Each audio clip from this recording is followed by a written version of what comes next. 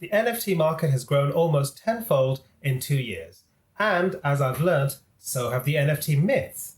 Here are 5 of those myths that I can confidently bust, even if I am still a newbie on the blockchain.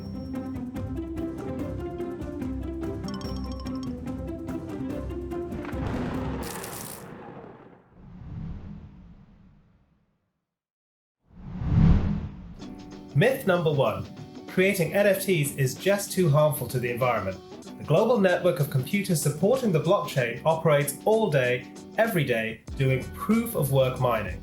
With millions of high-end GPU rigs guzzling energy simultaneously, users and miners are increasingly concerned about the carbon footprint of their beloved Bored Ape or cool CryptoPunk. That's totally understandable.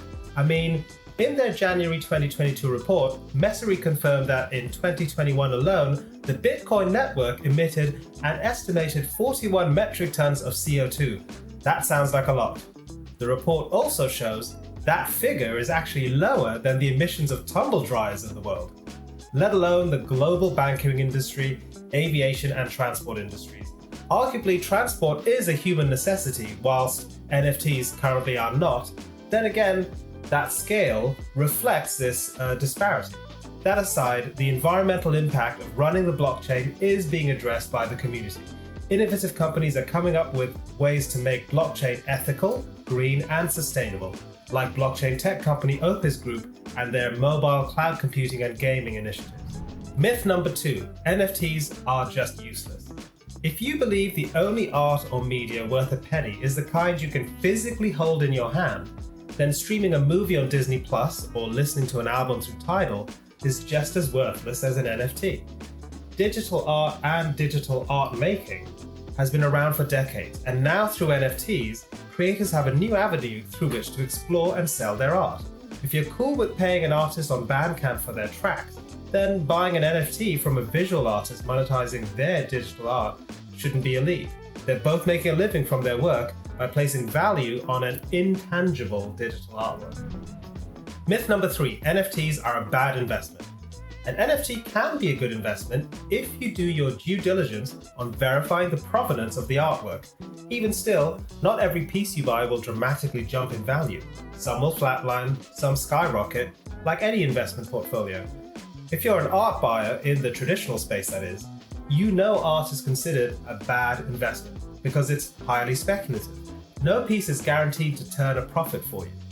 The NFT market is in its infancy. The enormous valuations we famously saw reported on in 2020 are not the norm. In fact, there are more pieces out there turning modest but healthy profits through daily transactions. What's more, it's an upward trend. The NFT art market isn't disappearing like a fad. It's evolving rapidly with the buyers who now understand it to be speculative. And in that respect, it's not entirely dissimilar to the traditional art market. Myth number 4, NFTs are all a scam. I've got to admit, many of them definitely are. The proliferation of such scams are the number one reason why I've avoided being involved in NFTs for years. It just never seemed worth the risk. Then again, it's wrong to paint the whole technology with a broad brush and say NFTs are all a scam. I mean, email scams are rife to this day, but that doesn't rule out email as a legit form of communication. Well-established brands in consumer products, culture, and media have NFT collections. Famous artists from the traditional art world have released NFT works. With their reputation and brand values on the line, they're not about to fleece you.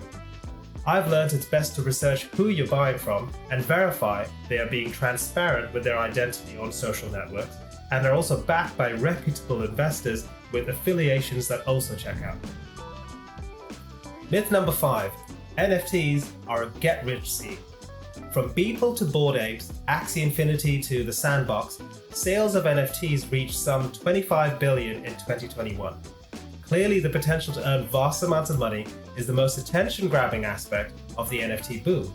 But as I touched on earlier, the truth is most NFTs sell for a modest profit. With the initial boom of NFTs, you'd be forgiven for thinking of NFTs as just digital collectibles for the elite art crowd, the elite art collectors. But there's so much more to it than that, like transparent rights management, smarter royalties, and retaining copyright. The long tail of generating income as a digital artist is far more effective through NFTs than traditional methods. And as we grasp the capabilities of NFTs, we'll see more creative ways to use it and generate it as a normal part of our business. To sum up, creators, distributors, and buyers of NFTs are simply using an emerging technology that isn't yet fully understood by most of us. And that's why I'm on this journey. As a story artist, director, and entertainment executive who originates IP and global franchises for a living, I need to pay attention to NFTs and better understand what the blockchain has to offer. I feel this technology is about to transform how we create and distribute entertainment and challenge what we mean by audience involvement. See the video description for sources and links to further reading. And please, don't go by my word alone, always do your own research. In sharing this journey of discovery, I'm trying to demystify the blockchain for myself, and perhaps you too.